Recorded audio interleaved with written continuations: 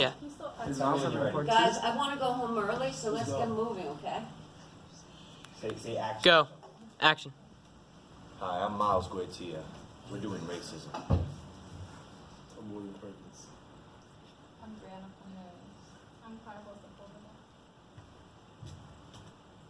Speak up, guys. Nice and loud. Racism in America has been an issue for thousands of years. We live in a country where racism is allowed to blossom daily. It is detrimental to our society and for our morality. In a case from 2010, a police officer admitted that he said, "You know, you're acting like a real nigger right now," during an altercation with a young African-American male he had only stopped for loitering. The police officer's partner is the one who filed the complaint after witnessing his partner be explicitly racist to an innocent young man. The complaint originally went down as a racial slur, then later changed to inappropriate comments, profanity, or gestures to the departmental member to disguise the incident.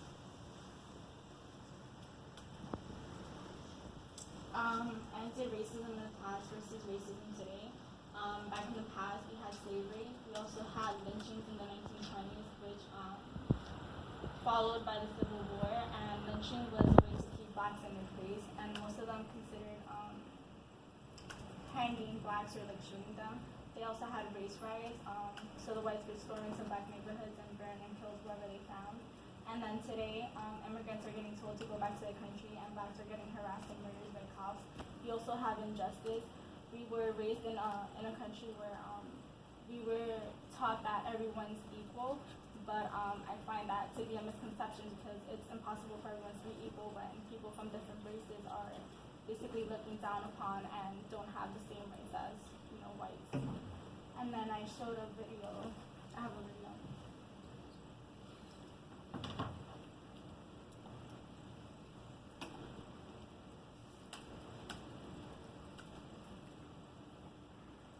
I may want to add this to my playlist, so keep it up after it's run. Where's the music? Volume. Pause it, pause it for a second, Jordan. Do you want me to show you?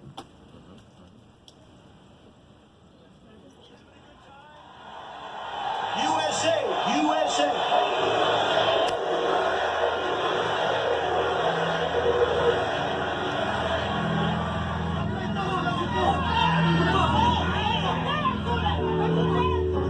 Knock the crap out of him, would you? Seriously. Get him out of here.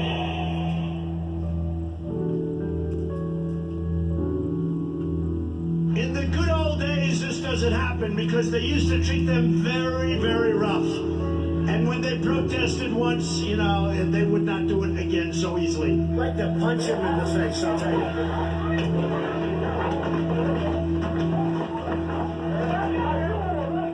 I love the old days. You know what they used to do to guys like that when they were in a place like this? They'd be carried out on a stretcher, folks. That's true. Knocking the hell out of that thing, well, the next time we see him, we might have to kill him. In the good old days, they'd rip him out of that seat so fast. Shut up! Shut the hell up!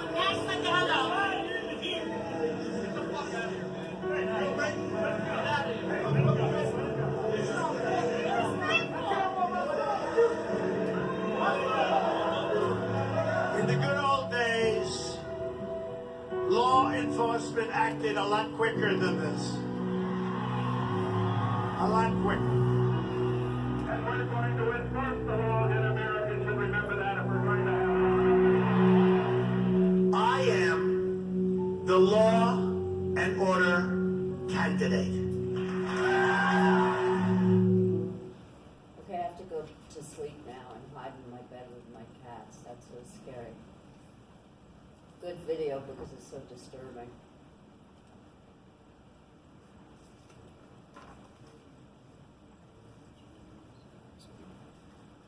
Speak up loud because Jordan's taping it. Some causes of racism, there can be many different ways as to why and how racism can arise. One big form is lack of self-love, the feeling of unworthiness and desire to feel superior. As generations pass, it is noticed that the worse the crimes get, the less love we have for each other as separate races. ignorance is seen across racist people, and they act on whatever it is they feel in the moment. The fear of sharing power among others is big when it comes to social grouping. Some racial groups stick together and gang up on others just to show they have power and no one else can attain that power. It just goes to show that causes can be detrimental to how people act and react on different situations.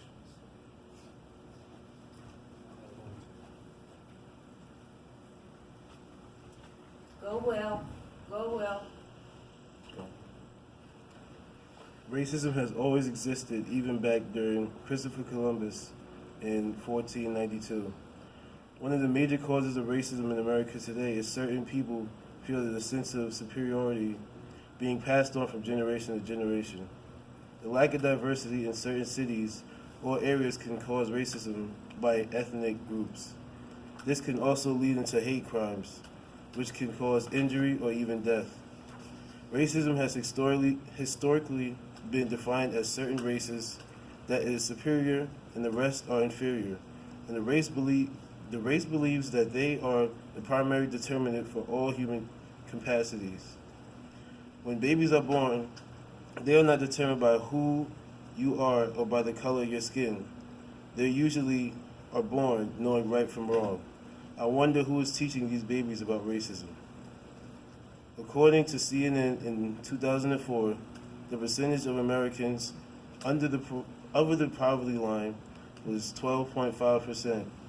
During the same year, they took a poll on how many African Americans were under the poverty line, which was 24.4%. Since the African Americans were double the national line, people that were racist usually thought that we were just beneath them.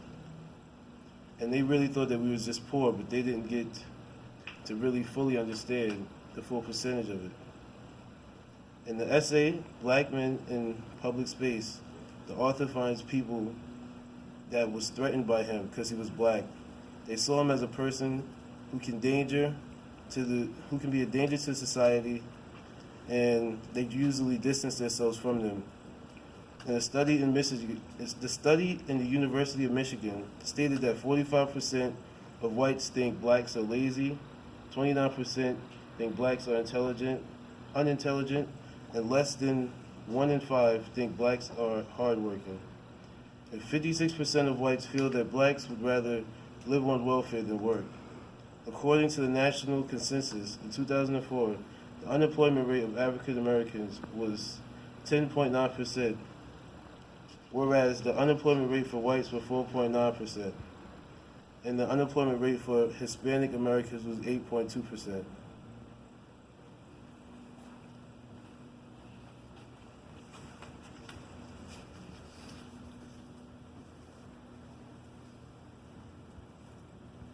Racism in the media is unacceptable because it gives a particular race a certain set of characteristics that are made up to stereotypes. It basically states that all people of the same skin color act exactly alike. Some examples are the shows Everybody Hates Chris, which depicts a family in Brooklyn during the 1980s who are in the lower class and struggling. The father works 2 jobs and is very cheap while the mother stays home or does some sort of activity with her friends. The kids go to school and get into fights with each other daily. Chris's daily struggles depict how a young African-American life should look like.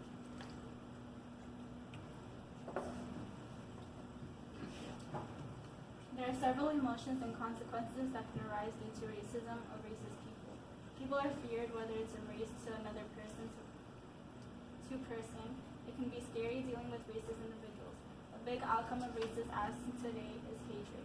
People hate one another for a particular race doing. Social conflict is formed and violence between groups may erupt if they even reach each other's way. Effects in school systems and even employment can be noticed, although not allowed.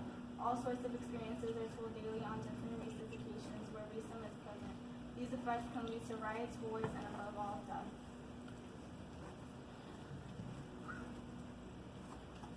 As far as ending racism, there is a saying that goes, you can fix a broken mirror, but you can still see the cracks in the reflection. This is how the founding fathers and early settlers of America saw their African American bloodline, who had seen and inferior. This country was not built because the African Americans and early settlers shared the workload. It was built based off of the fact that they forced the slaves to carry the workload for them. The saying, all men are created equal, did not apply in this country of freedom. Thus, the early philosophy of we are white, so we are better, set an ominous precedent for future generations. Fast forward to current times where we have seen great strides of progression to equal rights, but racism is still around the table. We have had leaders, speakers, such as Dr. Martin Luther King Jr., Malcolm X, Bernie Sanders, to Louis Farrakhan, try and fix the cracks in the mirror, but groups such as the KKK and white supremacists will always see the cracks and continue to make more. That is why today we have so much controversial racist violence occurrences that get passed on as accidental situations that got a little out of hand. Racism can never be ended because you can't end the people who are raised racist. Ancestors who will pass on that hatred are the ones at fault. Our only solution is to hope that one day men of all color can sit around the same table with no grudges held against one another. And I think that's it. Nice job, do a great photo. I'll take it down. You like each other. All right, bro, let's be here.